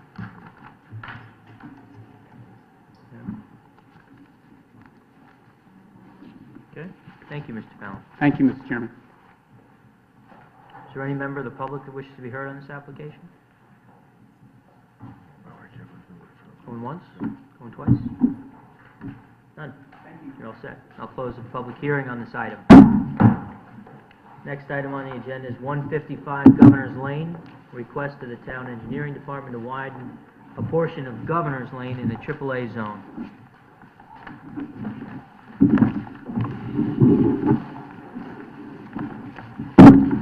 Good evening, Commissioners. I'm Bill Hurley, the Engineering Manager, Town of Fairfield Engineering Department. There's currently a narrow stretch of pavement on Governor's Lane in front of house number 155, where there's a rock outcrop that extends into the roadway, causing the pavement width to decrease from the typical 16.5 feet down to 14 foot wide. The town would like to remove the rock outcrop and widen the roadway to a constant width of 16.5 feet in this area only. The area is about 100 feet long. The only disturbance would be to the rock and maybe a little bit of the adjacent lawn area. There will be no trees, walls, or structures affected. This outcrop has caused snowplow damage, as well as some complaints to the engineering department about the narrow roadway. I believe we have the support of the neighbor who would be affected the most at 155 Governor's Lane. I have not heard from other people on the street, so. Did 155 Governor's Lane, where's their driveway here? I don't quite see it on your thing. It looks like the only place it could be is right across from the 190. You know, the roadway. At Yeah, well, the house is, I believe the house is under construction, Oh. and I don't have an exact location of the driveway. Okay. There are, I don't, So there have actually been, were you able to get the okay, I want, yeah. yeah, that's what I'm looking at. It's gonna be right here. Yeah, so there have been safety issues with this outcrop? There have been damages to snowplows and the like? Yes, as far as major safety issues, I can't speak on that, but certainly, when you go down to a 14-foot wide roadway, that's not even enough for two vehicles to pass. Even 16 and a half is barely. I would have preferred 18, but being that the rest of the road is 16 and a half, and it's not a very well, in comparison to other roads in town, you know, travel roadway with traffic volumes, we were just going to maintain the current width. Is it lit through here? I believe not. Yeah. I drove it by again last night. I don't recall any street lights. There might be at the intersections, but not in the immediate area. Commissioner Keneally? Thanks very much, Mr. Chairman. What about the aesthetics? After you rip this rock away and stuff, what's the look? What's it going to look like? Well, it would probably be typical to what the town does whenever they either widen or narrow a roadway. They'll excavate out the rock. They have these special teeth on one of their machines Right. that they basically chisel away at Right. the rock. We would only have to probably go down between 12 and 18 inches tops to give it a sub base, a road sub base, and then we would pave over it.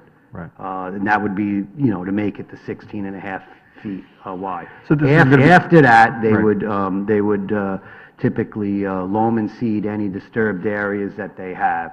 So eventually the goal is to have it fit in again. It's not going to, it's not going to look odd or something. It's going to fit better. Oh, because yeah, the width yeah, is better. it would fit better, and then the fact, as I said, that the house, I believe, is under construction or an addition. So there's change already there? Yeah, there's Okay. change there already. So you go, And I'm sure they'd want to clean up the frontage too, as well, Yeah. so. so you actually take a little bit more of the rock away than you need to, sorry. So you take a little bit more of the rock away than you need to get a little bit of a shoulder? We could do that if it's chipping away easily. We could chip out maybe another foot or so just to give it a little extra room to do that. It wouldn't be uncommon to do that, but we would only pave the 16 and a half. Mm.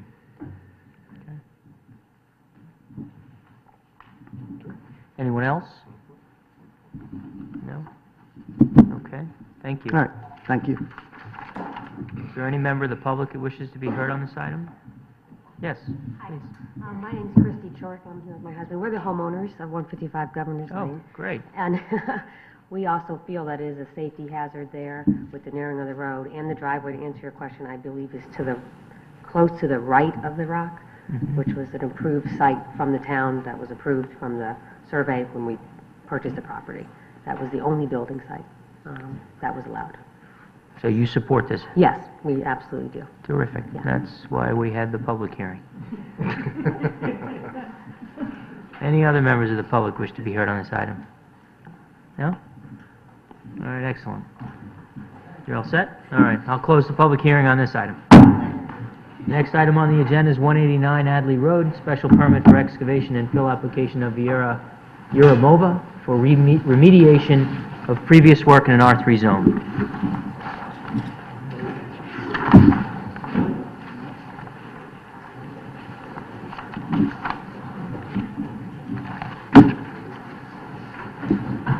Okay.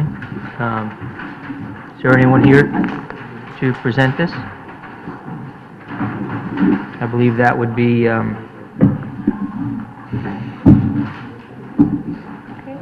Viera Uramova.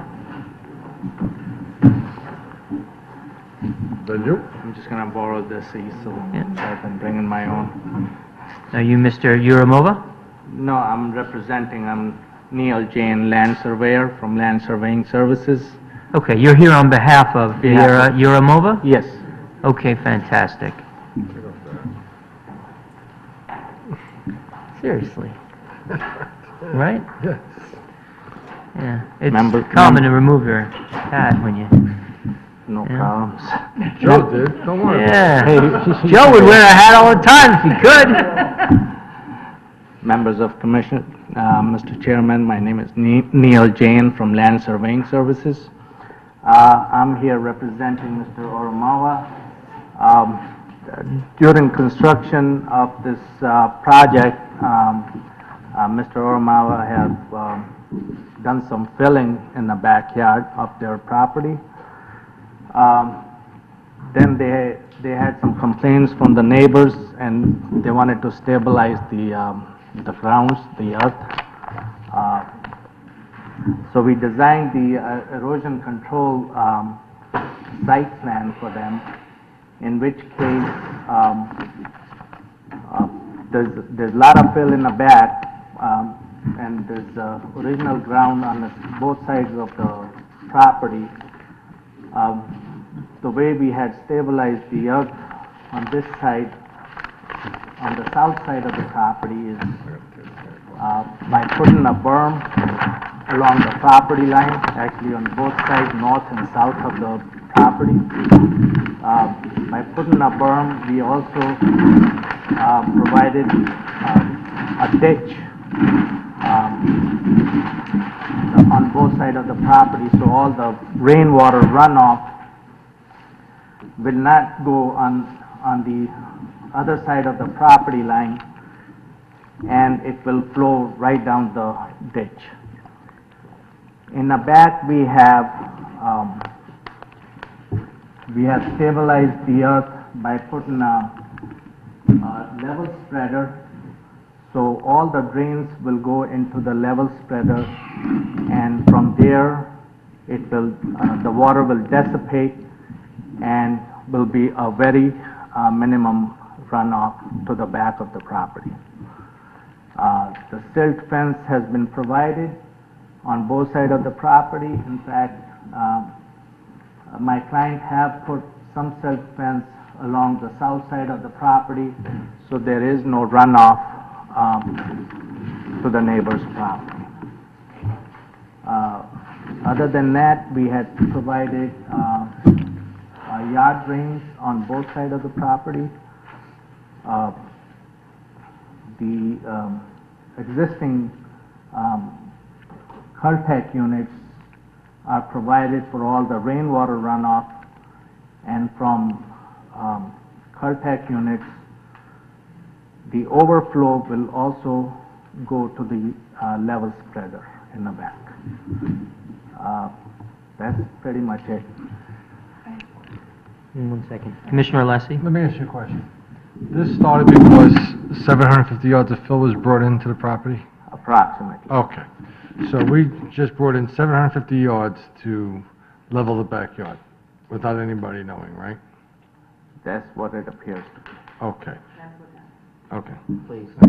So now explain to me your elevations on the side of the property, on the Buzek on one side and the Myers on the other side. What are those elevations showing? You have an elevation from the house to the side property line? We have, We're just going at front to the front of back. the house, we have the elevation of 231.2 feet. No, I'm talking about from the side of the house to the side property line. Do we have those elevations? I mean, Yeah, they're all marked over here on the plan. I don't know which one you're talking about. so at the property line, we're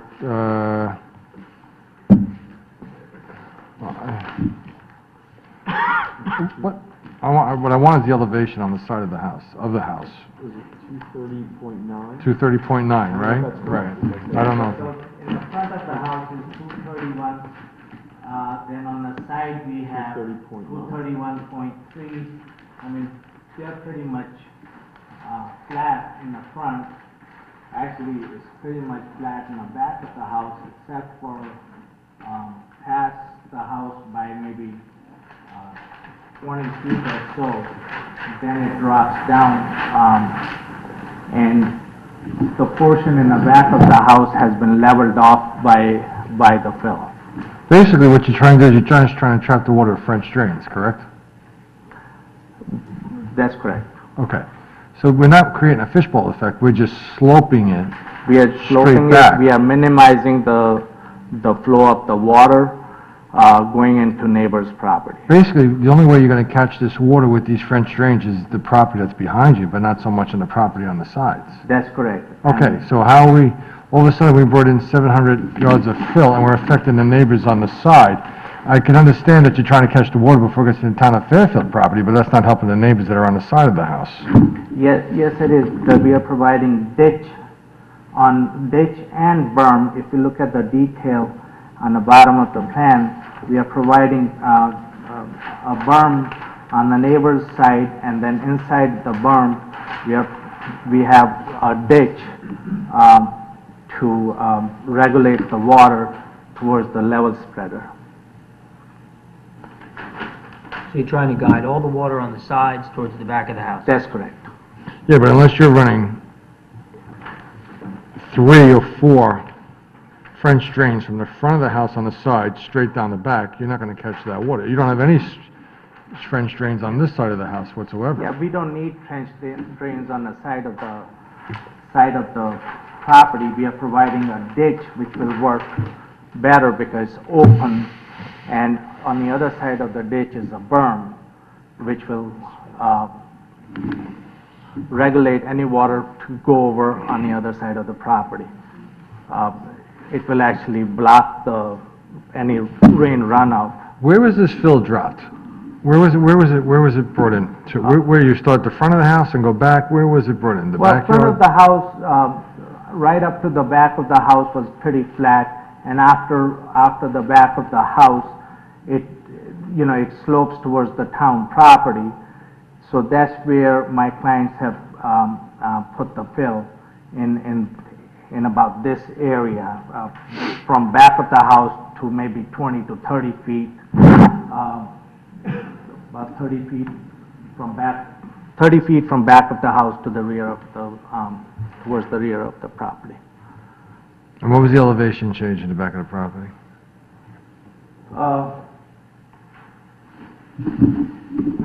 Probably about, I don't have the existing, pre-construction elevations here, but I'm assuming it has to be about 7 to 8 feet since, if there is over 700 cubic yards of fill. So you basically raised it up from about 215 or so to 230. 230. That's 15 feet. Yeah, 218 to 230, Yeah. 229.3. you know? Yep. If you go back to the back of that level, the rocks here, Right. you're looking at about, somewhere around 222. 220, yeah. Yeah, So probably 222. about 10 feet. And we had, back in October of last year, I had discussion with town engineer Laura Pooley and zoning officer Matt Decker. We had the meeting and to resolve this thing, and they actually suggested to put the drains and level spreader to accommodate all the rainwater runoff. Was this all finished, and then the neighbors complained? I can address this. Okay.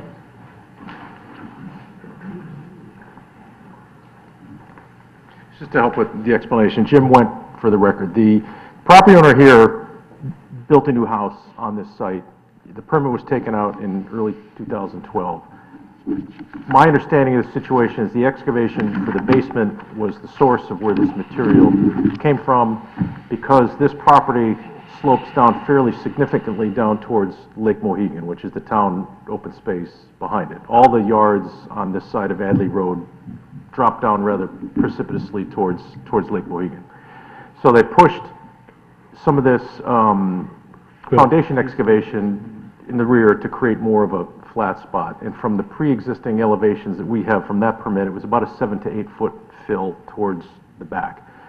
Got on our radar screen because some of these flows were redirected to the adjoining neighbors, specifically the Busicks. There was some scouring that went out, and that's what led to the meeting that Neil is referring to. Some what that went out? Some what that went out? Oh, there was scour. The drainage was redirected rather than sheeting straight back down towards Lake Mohegan, which had flowed historically. Because of the fill, some of it was now flowing, on a 45-degree angle towards the neighbors that created some scour on the neighbor's property. That's what brought it to our attention. The meeting was convened in the field with the homeowner's engineer and the town's engineer, which results in this is a proposed plan to remediate the situation, to redirect the flows, install this drainage so that that condition will no longer be impacting the neighbors. So that's what this plan is all about. There are no drains on the property at present. These existing infiltration systems here, that gathers all the roof drains, but what this plan is doing is going to redirect the flows towards the back so it eliminates the impact on the side neighbors. So that's what's And the the goal goal then here. would be for the water to collect in this level spreader in the back, and then it would discharge out. Right, and then it would moderate down the slope, which was the traditional path for this drainage initially. You have a report in your record from the engineering department, and I know you'll likely hear from the Busicks. There was some scour in the back corner of their property. We would recommend that when this gets remediated, that get repaired. And I think that's what they're going to be. You'll hear, I'll let them speak for themselves, but that's what we would recommend. Hold on. Recommendation is to repair a portion of the neighbor's property. Correct. How much damage was done? They may have some photos that they might submit into evidence, but there was a post, there's a wooden deck adjacent to their swimming pool, and there's one post that was exposed and there's some, I'm sure they'll submit some photos. I'll let them speak for themselves. If there's any ambiguity after that, Have you seen the property? You saw the property? What's that? You saw the... Yes. Do you, based on your staff recommendations and expertise, do you think that there's more need for more drains on the side of that property than what's proposed? No, I'm going to rely on the report that we have from our town engineer Right. that's satisfied with this design. Okay. The result, I mean, the end result here is not unlike what exists up and down the street. I mean, No, I the lay of the land is it drops off. The goal here is to keep the drainage contained on their site. Laura is confident that this design will accomplish that. Mr. Chairman? Question, Commissioner Davis. So basically, they've already done this, and we're voting on whether or not to allow them. They've already done this with the fill, and we're Correct. voting on whether or not to permit them to remediate it with the Correct. drains, and so they already brought in 750 feet The of fill, fill. the fill came out of the hole that was dug for the basement here. Okay. So it wasn't, most of this was not imported It wasn't imported, material, okay. except for some of the topsoil that was used there. So, yes, you're looking to give retroactive permission for the fill and a remediation plan that includes this drainage. Okay, thank you. Mr. Chairman? For Commissioner Brandt. Mr. Wen also. Which question for For who? Mr. Wen, yeah. Commissioner Went? Is the plan to leave those ditches on the sides of the house open? Is that Yes. safe and healthy? Yeah, I wouldn't describe it as a ditch. You can see there's a detail of it. It's a swale. So at the boundary line, there'll be several inches in height of a berm, and then on the interior parts of there's a kind of like a gutter, like in a bowling alley. That so it's not a ditch. It will be An grassed. It insect- will be lawn. It will be maintainable Okay, lawn. it's not for insect breeding? No, the It's water not- will okay. flow. Water will flow through. There won't be standing water in it. Okay. It will flow to the back. About a foot deep. Right. Yeah, so I guess the lawnmower goes up and down. Yeah, or you'll go more laterally typically. Yeah. Yeah. Weed whacker. No, you're not gonna get a lawn mower. It's like a foot wide. Yeah, it's I mean, it's about a foot deep and it's about a foot wide, and it goes up. Well, perhaps it will be filled with stone? No, it's an open grass swale. It's not an uncommon design. Thank you. I apologize, I should have explained this better. It is a swale, call it ditch, something, call it swale. It's about a foot deep, maybe about a couple of feet wide, and about a foot higher. And the goal is to create that berm and swale Barman swale. along the property lines on both sides with the Both. neighbors. And those channels will guide the water back to the Yes. back property, the back of the house, into the drainage pipes that you're showing on the map. That's correct. It starts from the front, goes all the way, and as you can see, where it comes out to, there's a yard drain, and from yard drain, it comes out to the level spread on both sides. Any other questions? Thank you. Thank you. Any member of the public wish to be heard on this item? Hi, I'm Kathy Buchek. And we're here because as a result of the work that they did, brought in the extra fill and brought in the rocks, I lost part of my back section. I have where this brick is right here is where my pool equipment is, and this all washed out as a result of the way the house was finished up until this plan is now being submitted. But you literally can shimmy underneath this, and this shows you the way the water was running at the time. And then you guys can see those two. Thanks. We'll stamp this in. This is the only copy? Yeah, I can do more. Okay. I'm John Buchek, too. One of the reasons we're here today is the work was done outside the permit process. So fill was brought in, rocks were brought in, the property used to be terraced. If you stand in the front property, it's clearly obvious that the water does drain mainly in one direction, toward our property and out the back, scours down into the open space property of Lake Mohegan to walk through where the people walk their dogs. Okay. So in putting the rock wall, you can literally see where you're standing on a property, you can see approximately 7-8 feet of raised property. Before, the properties used to be almost the same level. It was terraced. So when we had that very heavy rainstorm in July, the amount of water funneling from the front property of the house comes down, straight down the back and scoured all the way back to Lake Mohegan property. So all that we're asking is with the plan that he submitted is that that gets corrected and the open space gets corrected. Right. I normally don't ask that. Paramount that the, plans can't handle that amount of water. It's paramount that the plant engineers, the engineer says it can. It's very important. The amount of water came down was incredible. Because it comes down off the Lloyd, washes over the lawns, and then goes straight back. It was a river. It accelerates. It accelerates at extremely high speed, yes. And to scour that distance, straight past the property line all the way to the open space is a large amount of water. And the problem is also, in the winter months, we all know that the ground does freeze in January, and all of a sudden we get a nor'easter, temperature pops up, and it rains. Infiltration, drainage, and the subsurface is not functioning anymore. It's all surface runoff. So I'm just concerned that we do not have an issue, with my property in the future, since all the drainage is on our side of the property, and his property has been raised outside the rules of zoning. Can I ask him a question? Again, we don't normally ask witnesses. I have family that live on this road, and I know that the land is very pitched.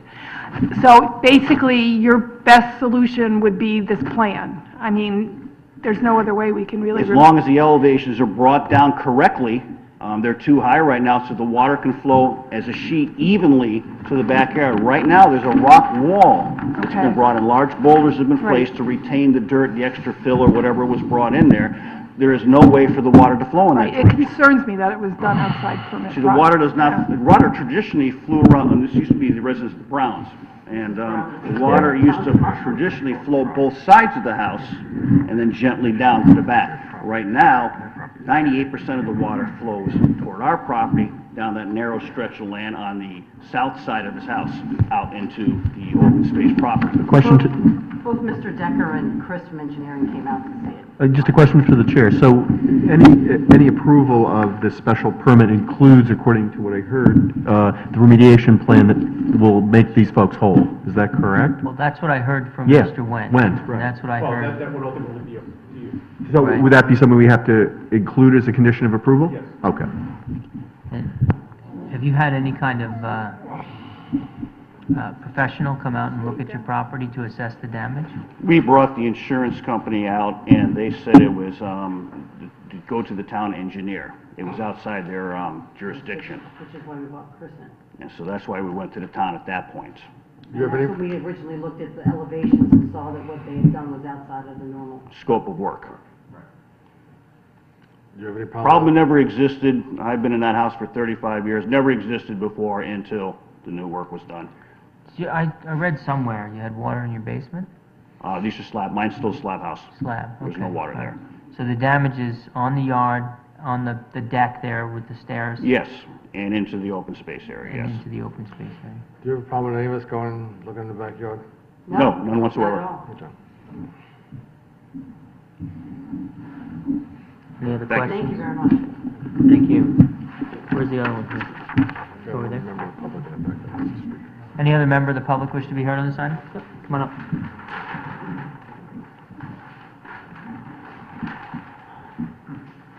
Good evening. Good evening. My name is Miro Dovin. I'm the owner of the property in question. What was done, is done. I mean, the front of the property elevations didn't change at all. Back, Could you say your name again? Miro Dovin.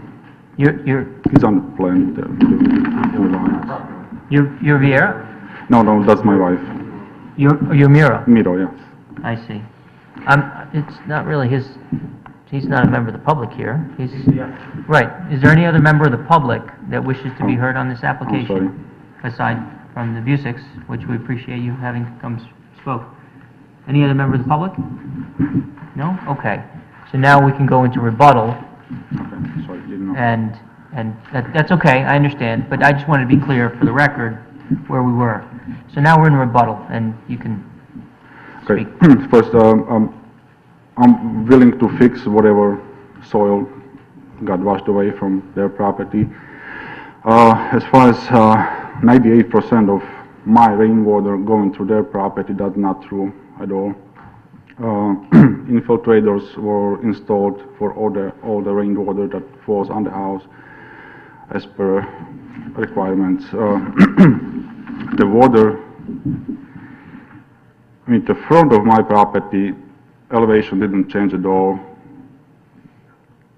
Just adjacent property, I mean, their property is about a foot higher than mine, and it's sloped towards my property. And they do not have any infiltrator. All the rainwater goes towards that spot. The thing that happened, I stopped their rainwater spreading across my property, created a channel. I know it wasn't a good idea, but really, I didn't really know that I can really do it like that. It happened, well, I'm willing to fix it, but my rainwater goes to infiltrators and not to their property. And if there is some rainwater that falls on the grass, I will do what's on the plan to stop it from spreading. But as far as their rainwater property slope towards my property, I don't really think that's something I should be. Understood. Do you have any issue, do you have any objection to us walking your property also Oh, no, to take go a ahead. look at everything? No? Go ahead anytime. Okay. And as far as the damage to the structure, well, that column that was partially washed away, it's uncovered, it's partially in my property. I don't know if that was approved by the town or not, but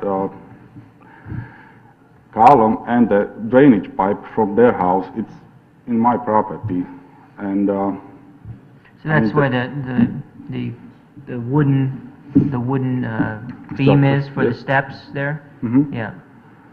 Well, the column and the drainage pipe from the gutter, from their gutter, is run to that, basically my It's right property. there as well?